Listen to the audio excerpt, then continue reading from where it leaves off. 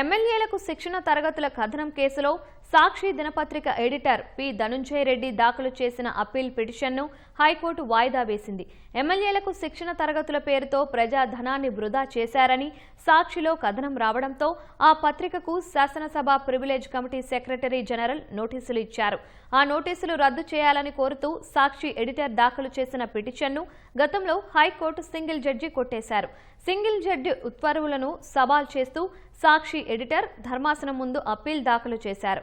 Privilege committee ముందు అదనపు material దాఖలు చేసేందుకు మరింత సమాచారం ఇవ్వాలని పిటిషనర్ తరపు న్యాయవాది కోరారు.